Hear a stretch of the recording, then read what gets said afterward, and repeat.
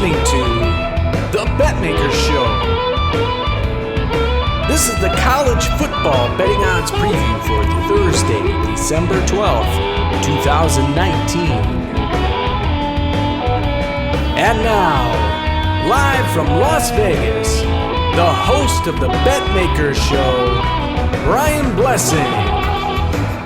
We love talking college football. Brian Blessing and Bruce Marshall from the legendary publication The Gold Sheet. We're hanging in Las Vegas, and things are going to start heating up with bowl season. But as is always the case, we know the bowl participants, but there's one piece of business that has to be taken care of, and rightfully so. It's done well, where they give Army and Navy the spotlight on a Saturday. And we're looking at the game here with Navy a 10.5-point favorite. The total on the game 40 to 40.5. Quite the spectacle, Bruce, when these two get together. More often than not, too, we kind of get snow there, and it looks even prettier. But it truly is an event. It's more than a football game. It is, Brian. I've been to one of these in my life. It was back in 2004, and it was in Philadelphia there at the Link. And it was the pomp and pageantry is something to see, and in that day it was interesting because the President Bush actually came to the game, and if you know where the Link is there in Philadelphia, it's sort of near the approach, just to the north of Philadelphia Airport, and they cleared out everything for about a half hour. No planes were coming in. Then we saw Air Force One coming up from the south, and you could see it banking over downtown Philadelphia and coming in, which was pretty dramatic. But the neat thing about an Army-Navy game too is the noise of the crowd, because the cadets on both sides and the midshipmen in the crowd, they don't stop yelling the whole game, and they've got their cheers going every single play. So there's a great noise chamber as well, because because the student bodies both sides, they cause quite a racket, which is actually kind of cool. And I remember very well sitting at that game in 2004 with Dan Baker, the great PA announcer. I think he's still working for the Phillies in town there, and I can still hear him every so often. Kyle Eckel again. Kyle Eckel. He had a very deliberate way of saying it, and Eckel ran big that day for Navy. So yeah, it's one of our favorite games of the year for a good reason. It's funny. I mean, it's a complete aside, but it's funny hearing you tell the Air Force One story. When I first moved to Las Vegas, our offices, big pane windows, was right on the runway of the airport. I mean, to the point where we'd be there every day, and we knew what planes were coming in. Like, we would sit there and bet each other. Yeah, the next one's an Allegiant plane. We used to sit there and bet on the planes coming.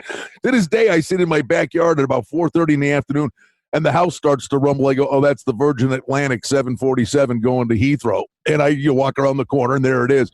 But the Air Force One thing's unbelievable, because they shut the airspace down for a good 20 minutes before it arrives. And here in Vegas, I mean, planes are constantly coming in and coming out. And whenever the president, whoever the president may be, comes to Vegas, all of a sudden you just realize something's different. And it's like, I haven't heard a plane in a while. So now you're like kind of on red alert, and then all of a sudden, bam, there it is. It comes right over the house. And it's no matter, every time you see it, it's the coolest thing in the world.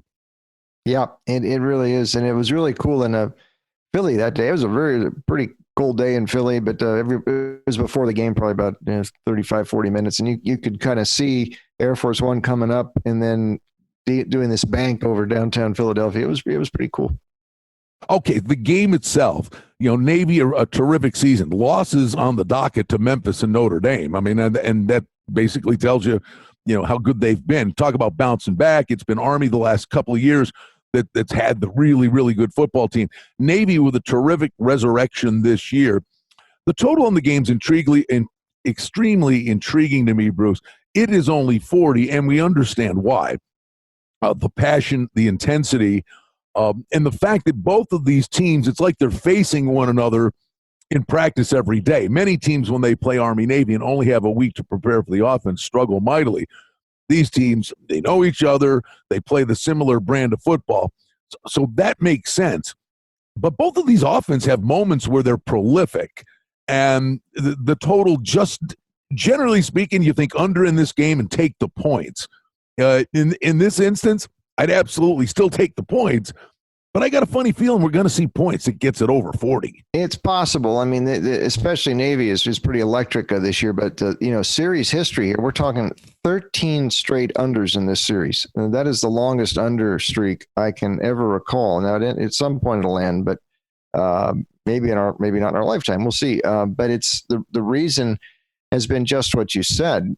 These teams, the clock moves in this game. There are very few clock stoppages for incomplete passes because there's very few of them. It's been more in this series. You'd think maybe it would apply to Air Force too. It did Air Force Army this year. It didn't Air Force Navy. And maybe that's the template for this game, more the Navy Air Force game, but really had a lot. It was 34-25 in that game, but I don't think we're going to see Army do that much here. They've had injuries at quarterback all year to Hopkins, who last year was the first Army quarterback to run and throw for more than 1,000 yards in a season. This year, though, injuries, he missed about a month early on. He was in and out with bumps and bruises all year. That he was knocked out of the Hawaii game a couple weeks ago. The difference between Army this year and why it's not going to a bowl and last year's on the defensive side. Now, Army's defensive numbers statistically are all distorted as far as national rankings go because of the same thing we talked about. Fewer possessions for the other team, fewer plays, slow pace of the Army games. But they did drop some this year. Their coordinator, Jay Bateman, last year really had some creative blitz packages moved to North Carolina with Mac Brown. And he had an impact there, by the way. He did, and he's good. And there's a reason Mac wanted him. And his successor, John Luce, tried to do some of the same things, but it wasn't quite as effective this year. And you really saw the more diversified teams, Tulane, San Jose, and Hawaii, really hurt this Army defense. The one thing you note about Navy is that the quarterback, Perry, really electric. I mean, he ran for 1,500 yards. He passed for over 1,000. 24 yards per completion for Navy. Now, they don't complete a lot of passes, but boy, they've got a big play threat and they know when to use it. So that's what you were referring to, this big play thing with Navy. But in the Perry thing, by the way, and I'm not saying you. The guy had 1,500 yards rushing. Well, he could have a gazillion carries. He has 1,500 yards, Bruce, averaging 6.3 a carry. I mean, it's ultra impressive.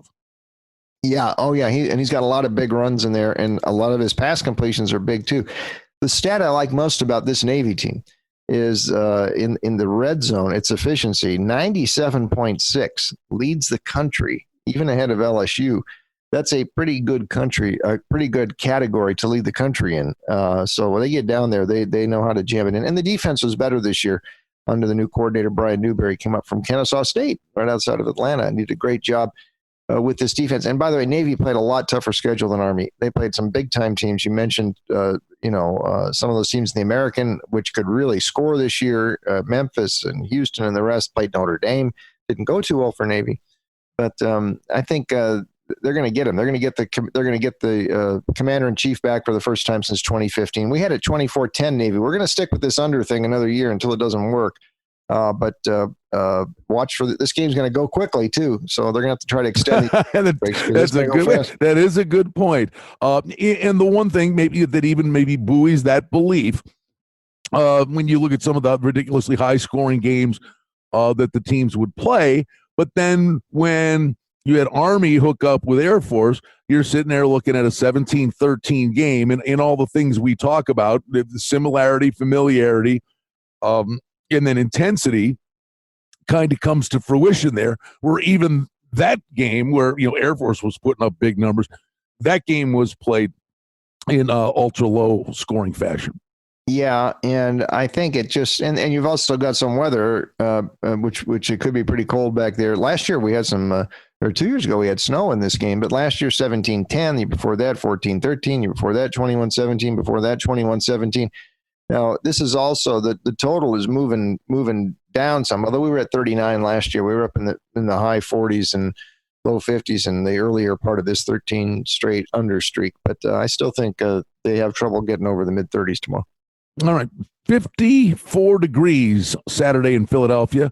Oh, heck, that's not bad. Yeah. It would appear with steady rain, and the wind is only 13 miles an hour. Neither team, really, throw it that much. But that's going to produce, if it's going to get to the over, you're going to need a big play or two to go over the top. So, but the one thing, when you look at weather, I mean, generally speaking, wind is the issue that would automatically lead you one way or the other. The rain actually could promote the defenders slipping around, because that's the one thing about these offenses. They're very choreographed. I mean, they know where they're going. The defenders are the ones potentially that slip. They could produce big plays. Yeah, the rain doesn't always mean low score, and you could also have more likelihood for some mistakes and some turnovers too. So, yeah, it's the wind will cut, is more of a hindrance, although I don't think either of these teams are going to throw the ball too much.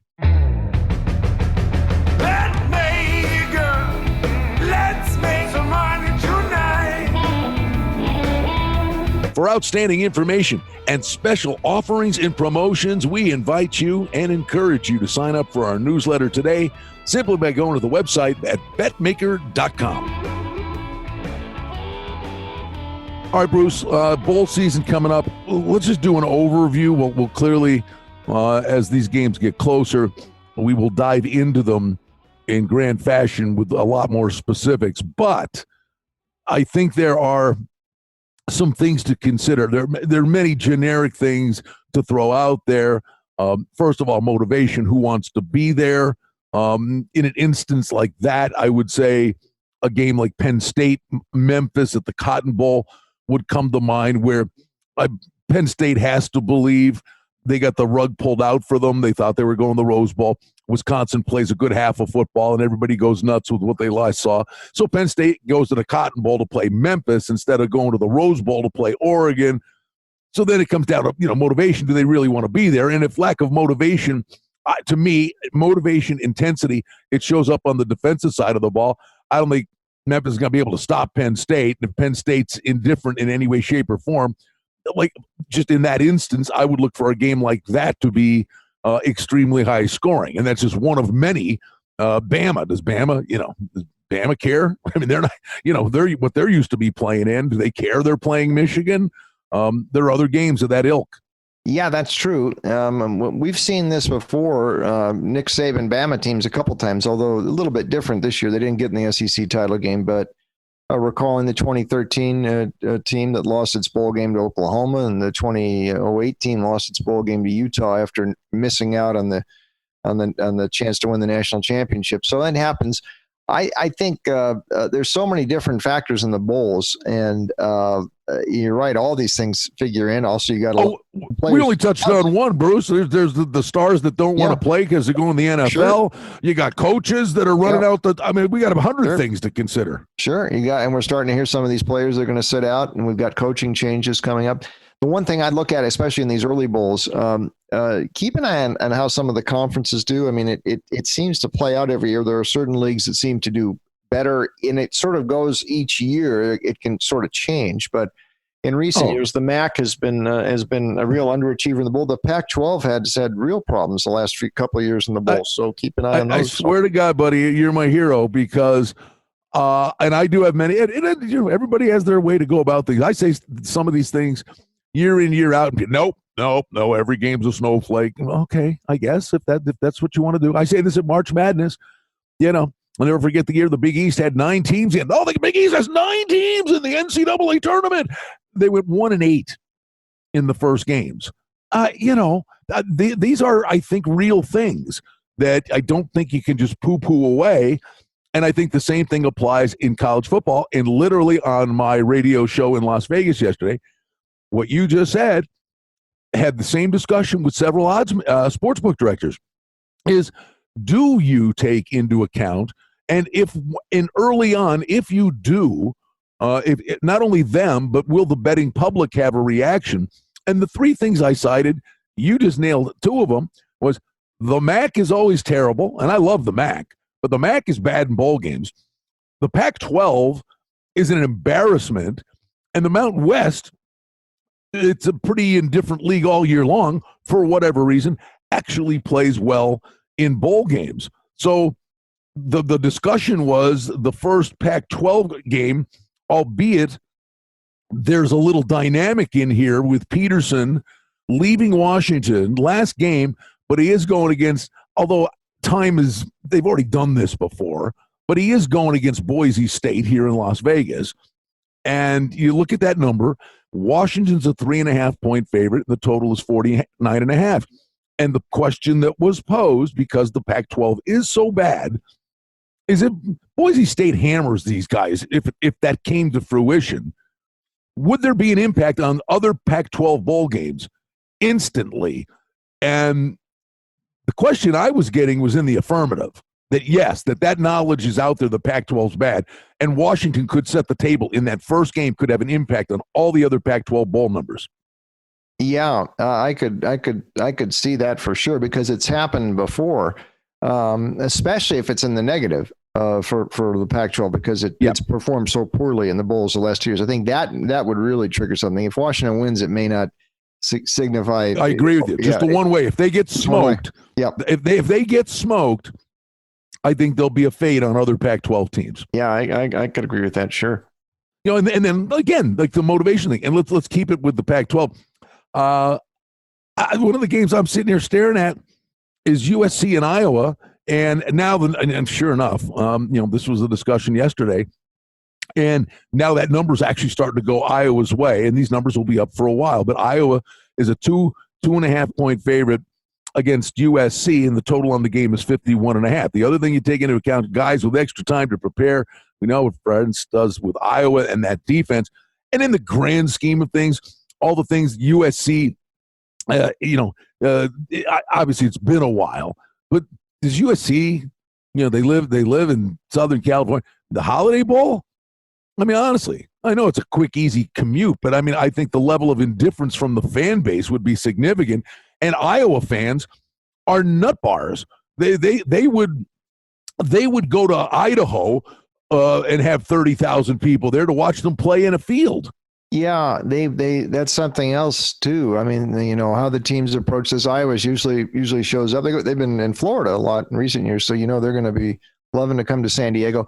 The Pac-12 notorious. Some of the schools don't travel. Well, USC will have some people there. If it was UCLA down there, I don't think they draw as much. SC will have some, but they might be outdrawn by the Iowa people, sure. And how the teams approach it as well. I mean, SC's got this other stuff going on. They're deciding to keep their coach, but there's things that are going to be going on with the staff probably. So I'm still not sure it's all that settled there at SC. There's a lot of different things in these bowls, and you usually see many of these teams. The teams often have patterns on how they perform in bowls as well. So that's something else to consider. I'll just go back one other. Last year, there was a team at bowl. Virginia's playing Florida this year. Played another ACC team last year. It was South Carolina, and Virginia was mad in that game. You could tell. Blew the last game against Virginia Tech. Blew a chance to win. It's half the ACC.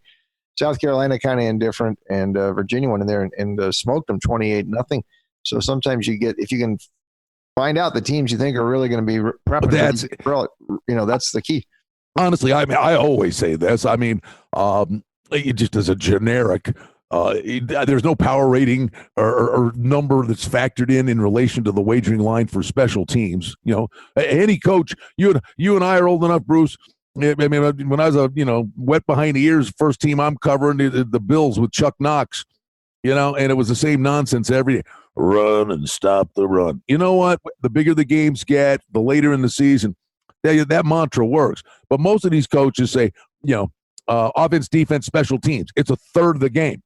No one takes it. If a team is consistently in the top 5 in special teams, or they're in the bottom 5, well, there's a reason. That not only return yardage and stuff. That means they're winning the field position battle, and nobody ever takes it into account. So the long-winded tale here is, if something like that should be taken into account in these bowl games, one of the biggest deals here, and we can go back to your Virginia example, you've got to focus on the coaches and what it is that a coach brings to the table in terms of getting his kids to buy in from a motivation aspect. And look at a coach's bowl record. And oh, by the way, the extra time to prepare and game plan for a specific opponent. That the coach is probably, in the grand scheme of things, the most important thing to consider. The coach and coordinators. Yeah, they are. And, just a couple of other trends to note in bowls. We don't see too many double-digit favorites or 2 TD or more favorites. But generally speaking, in the past 40-plus years, the bigger underdogs, the bigger bowl underdogs have fared very well. They were about a 67, 68% play up till about a couple of years ago. And I've got to update the numbers from last year. But it had been a very, very big play, especially in the earlier bowl games, because the teams that are laying this sort of price in the earlier bowls, they aren't the top, not top 5, top 10 teams in these early bowl games. And you're looking at some. Here's one. Pitt's laying 11 to Eastern Michigan in that bowl game, which is being played in Detroit, I believe, which is right down the street from Ypsilanti. That's a lot of points for Pitt to lay, and that falls into that pocket.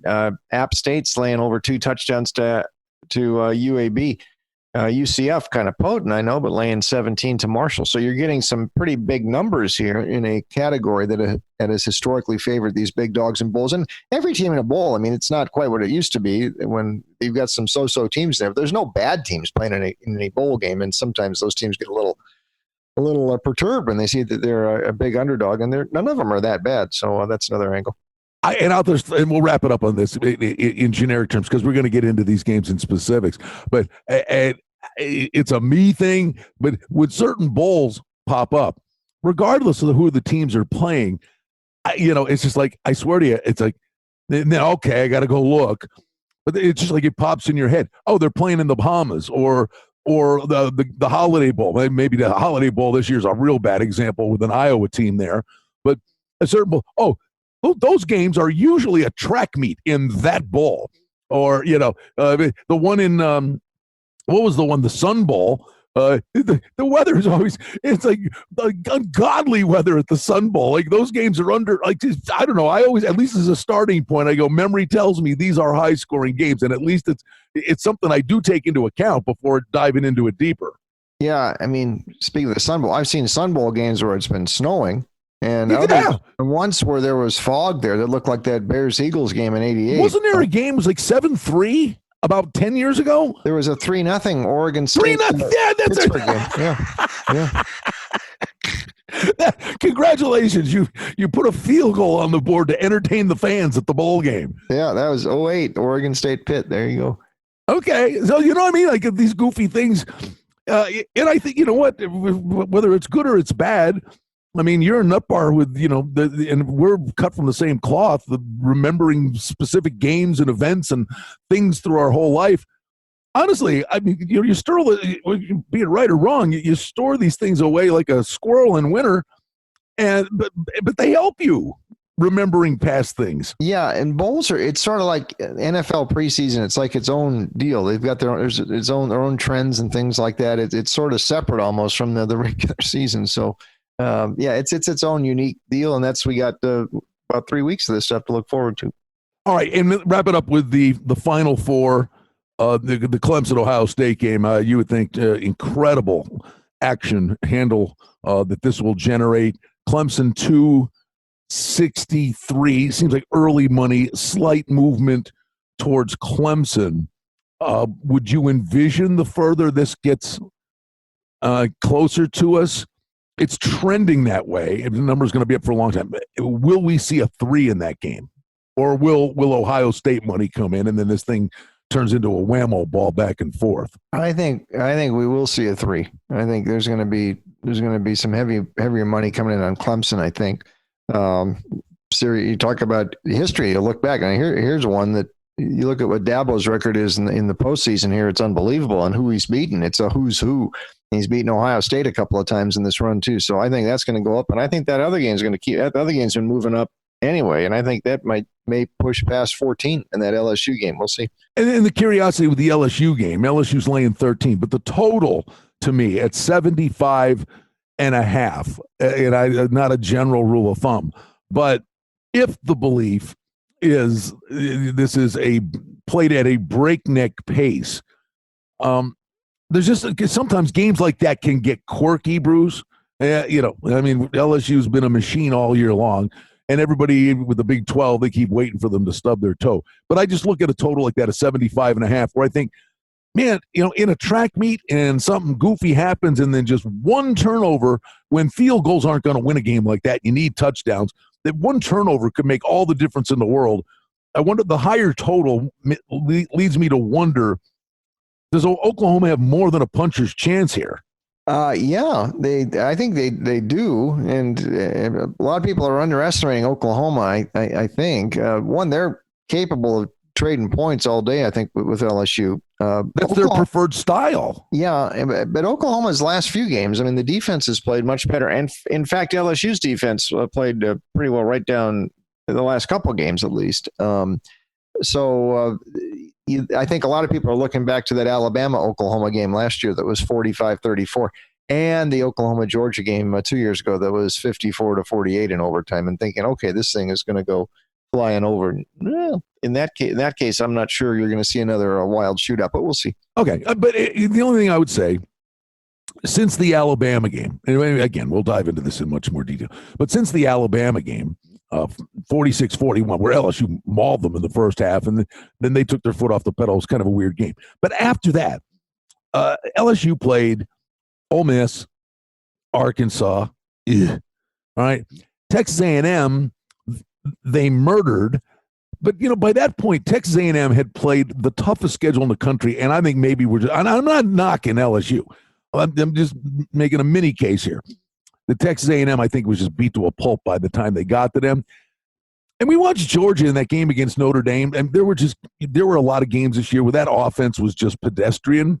So they easily handled Georgia. I just wonder coming in if Oklahoma isn't feeling it and actually played a lot more high-octane, important football games and answered the bell. And I don't know that they're getting any credit for that. Yeah, well, the Big 12 was not that easy, and the fact that game against Baylor turned out a lot closer than it should have been. A couple plays got Baylor in that thing when Oklahoma really was controlling things. That may suppress the Oklahoma interest a little bit here, but yeah, I mean, they're coming in here loose. They got a guy who's going to be at least in the Heisman Trophy presentation. He's not going to win it, Jalen Hurts, but I mean, that story with him was good all year. So, yeah. Well, would you give them, I guess, I swear this is the last thing on this one. We'll move on. But would you give, it's an intangible thing, but would you not give Oklahoma, and both of those games were against Baylor? I mean, they should have lost the first one. They came back from the grave to win that. And then, for whatever reason, Baylor was just a nightmare matchup for them, and they found a way to win the next one, another one that was ridiculously close. Shouldn't they get full marks for a team that at least knows how to win in those type of games? Doesn't that matter? I think so. Sure. I never mind a team that wins close. It shows it can pull games out, and they had other games like that too. The TCU game was pretty close. The Iowa State game came down to a 2-point conversion at the end. Interesting note: these teams both played Texas, and they were both similar sorts of games, and it was the LSU game a wee bit higher scoring, but both won by 7 in games where in the second half it started going back and forth, and it was sort of the last team that had the ball won. So that comparison would say these teams there's not a lot of difference between these teams, and I have a feeling that might be how we lean when we get to write this thing up, but we'll see. All right, he's Bruce Marshall, The Gold Sheet. Fantastic publication. I'm Brian Blessing. We're hanging in Las Vegas. We're looking forward to Army-Navy. We're looking forward to bowl season. Always enjoy talking college football with you, Bruce. Have a great day. Okay, Brian. Betmaker, let's make some money tonight. Well, that's the Betmaker Show for now. We publish multiple times each week. We'd like to thank you for listening. And if you liked what you heard, please take a moment to leave a rating and review, or subscribe to our show feed, or share our show with a friend or two and help us grow the show. We very much appreciate it. Visit us on the web at betmaker.com. And reminder to sign up for the newsletter. Thanks to our engineer, Darren Vandermolen, and producer, Mike Gallivan. The Betmaker Show is a production of Cardinal Marketing Incorporated. Betmaker is a registered trademark. Any rebroadcast, reproduction, or other use of this content without the express written consent of Cardinal Marketing Incorporated is strictly prohibited. The handicapping and sports odds information contained on this podcast is for entertainment purposes only. Please confirm the wagering regulations in your jurisdiction, as they vary from state to state, province to province, and country to country. Using this information to contravene any law or statute is prohibited. The podcast is not associated with, nor is it endorsed by any professional or collegiate league, association, or team. This podcast does not target and is not intended for an audience under the age of 18. If you think that you have a gambling addiction, stop this podcast now and please seek help. Gambling and betting on sports is a form of entertainment and should be about having a good time. But when done excessively, it may negatively affect other areas of a person's life, such as their physical and mental health, school or work performance, finances, and or interpersonal relationships. At Betmaker.com and the Betmaker Show, we're concerned about the addiction that gambling may cause, and for this reason, we encourage everyone to practice responsible gambling, an approach to gambling that helps you ensure that it remains an enjoyable activity. Here are the main principles of responsible gambling. Don't think of gambling as a way to make money. Always gamble with money that you can afford to lose. Set limits and stick to them. Never chase losses. Don't gamble when you're depressed or upset, and create a healthy balance. Always be aware of how much time you spend gambling or thinking about gambling. And do not allow gambling to cause you to miss out on time with family and friends or time spent on other activities you enjoy. By following these guidelines, gambling can be a good time and great entertainment. If you feel at any time that your gambling is taking away from important areas of your life, is causing you stress or depression, or is leading to financial losses that are beyond your control, please reach out for help. Learn more at responsiblegambling.org.